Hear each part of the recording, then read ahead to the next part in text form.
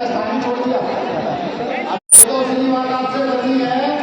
भाई साहब तो लेना के रहे हैं तो उनको करना, मैं वो बताऊंगा जो आप लोगों को करना।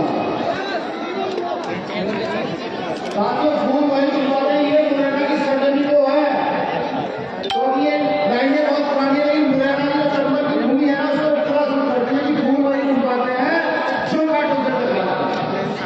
फूल वही दिलवाते हैं जो काटो से टकराते हैं। अधिकार मांगे नहीं होते, अधिकार तो सीधे जाते हैं, सीधे जाते हैं। मैं चंबल की सरजमी को नमन करता हूँ, नमस्कार करता हूँ, जय भीम करता हूँ। खासतौर से मुरैना वासियों और पूरे मध्य प्रदेश में जो 2 अप्रैल का आंदोलन हुआ था, उस आंदोलन में शहादत बड़े पैमाने पर देने वाले प्रदेशों में नमन करता हूँ। यहाँ ही आवाम जो तय कर आई है कि अब परिवर्तन मध्य प्रदेश में होकर रहेगा, आज मैं शुरू में नमन करता हूँ सब साथियों को।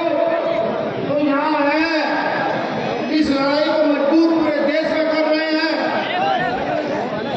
बाहरी प्रदेश से आए लोग उनको भी। अब मेरा विशेष नमन है बहुजन समाज के जन्मे प्रत्येक महापुरुष को, जिन्होंने अछूतों के आंदोलन को, जिन्होंने महिला सुरक्षा के आंदोलन को, जिन्होंने बहुजनों के आंदोलन को मजबूती से आगे बढ़ाया, सबको मैं नमन करता हूं।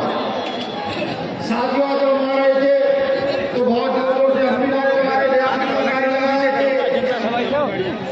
रोटी देना सके तो वो सरकार निकम्मी है, और जो सरकार निकम्मी है वो सरकार बदलनी। ये खूब जोर से हम लोग नारे लगा रहे थे। लेकिन मैं आपको बता दूं कि सही में वो जगह व्यक्ति सच्चाई में करना पसंद करता है। अभी तक हमारे लोग लोकतांत्रिक व्यवस्था का सही मतलब क्या होता है ये समझ नहीं पाए, और अगर ये समझ जाते तो मध्य प्रदेश ही नहीं, इस दिल्ली की कुर्सी पर बाबा साहब अम्बेडकर को आज मान्य हो रहा है।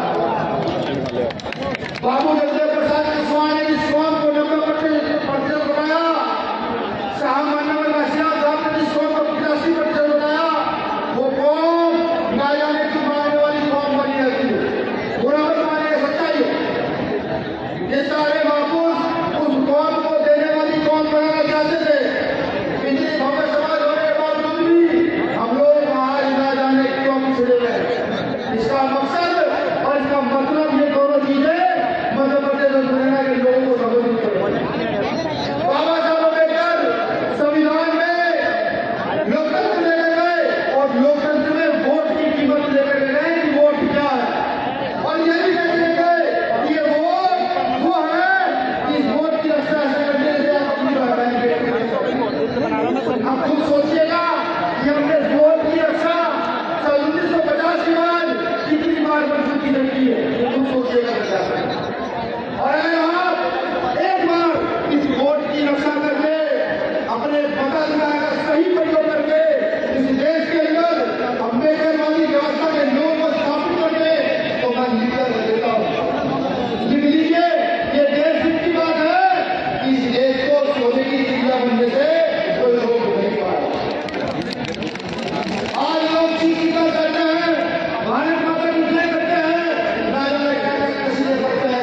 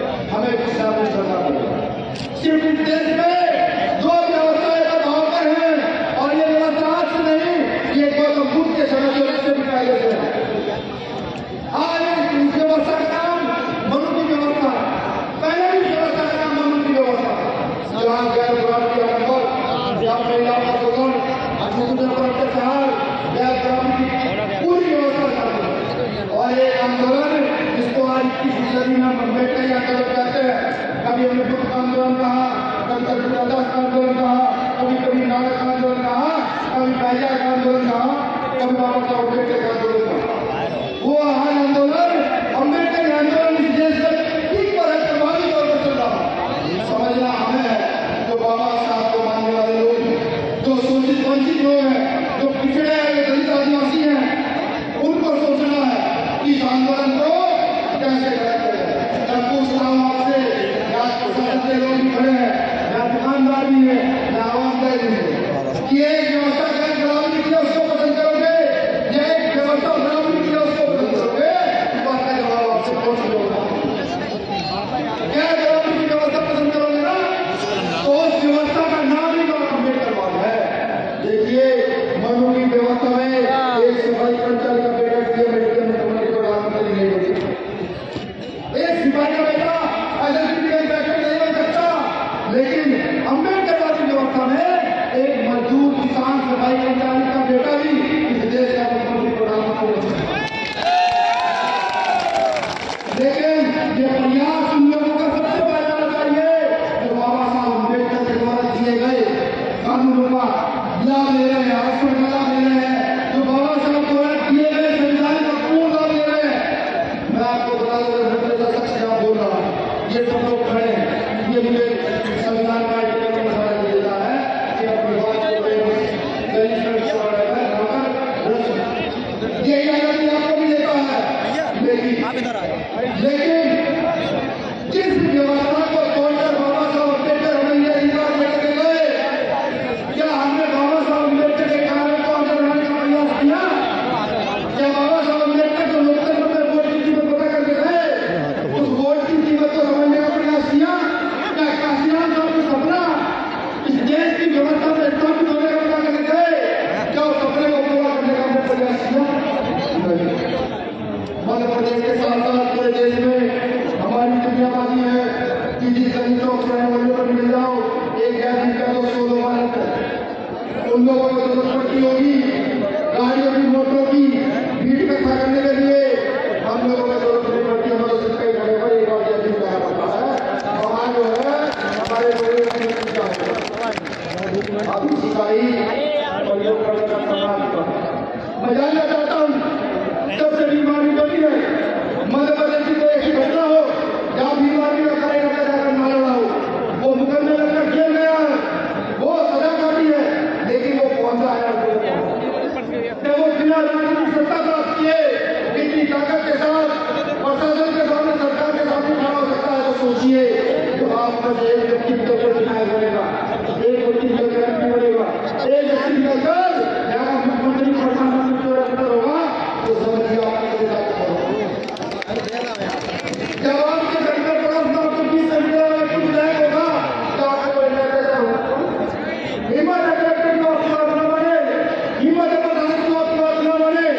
मान लीजिए आज क्या है कि आप छोटी मीटिंग करने जाते हैं तो यहाँ के हमारे मुख्यमंत्री लोग कहते हैं वो फौरन 2 सिपाही भेज देते, जाओ देखो जाकर बीमारी के लोग क्या कर रहे हैं। मैं निवेदन करता हूँ, आप अपना प्रोटोकॉल लगाए, पूरी कोर्ट लगाए, पूरा कंट्रोल करें और आप सिर्फ एक बैठकर से एक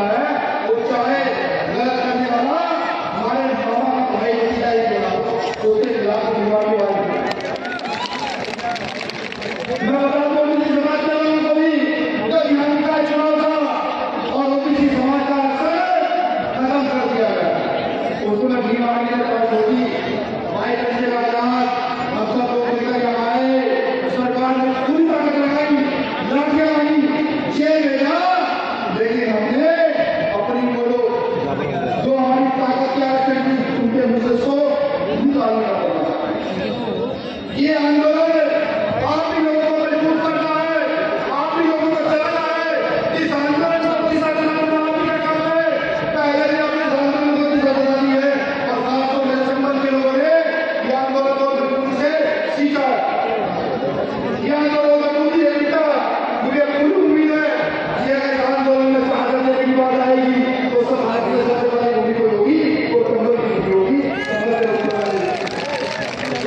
मैं मुझे यह भी विश्वास है कि जो बात माइकल जयराम के मुंह से निकालते हैं मध्य प्रदेश में जनता पार्टी को साथी जो फूले साहब अम्बेडकर की विचारधारा में विश्वास रखता है, जो संविधान में अपनी विश्वास रखता है, जो प्रगतिशील बात रखता है, जो ये चाहता है भारत की गैर बराबरी बंद हो, वो माइकल जयराम के साथ कंधे से कंधा मिलाकर चलने लगा। मैं शुक्रगुजार यहाँ की कमेटी का, प्रदेश कमेटी का, हिंदी से आए हमारे प्रभारी भाई भाटी जी का और तमाम हमारे प्रदेश की कमेटी कमेटी का आभार कि इतना भव्य कार्यक्रम चलाया और सबसे बड़ा आभार चंबल के लोगों का जो पूरी ताकत के साथ रहा है। इस वादे के साथ मैं जुड़ा चाहूंगा कि 12 फरवरी को आप अपने साथ भोपाल में बदलेंगे PHD मैदान पर नीला झंडा लेकर उतरेंगे, जयवीर के जयघोष के साथ उतरेंगे, जिंदाबाद के साथ करेंगे, आजाद कम्युनिस्ट पार्टी जिंदाबाद के साथ करेंगे। बताएंगे आज सरकारों को तुम मूल काटोगे, तुम घोड़ी में करने दोगे, तुम पानी के नाम पर मारोगे, तुम जाति के नाम पर बलात्कार करोगे, हम तुम्हारे नाम पर करेंगे। अब मांगने वाला समाज नहीं बना है। बाबा साहब को पढ़कर एक चीज समझ में आई कि जब तक मांगते रहोगे गुलाम रहोगे, जिस दिन देना सीख जाओगे राजा बन जाओगे। अब देने वाला समाज बन करके इस देश का हुक्मरान बनना है, देश का हुक्मरान बनना। मुझे पूरी उम्मीद है कि जो मैंने कहा है हमारे साथी बातों पर गौर फरमाएंगे और पूरे गांव में करके आंदोलन को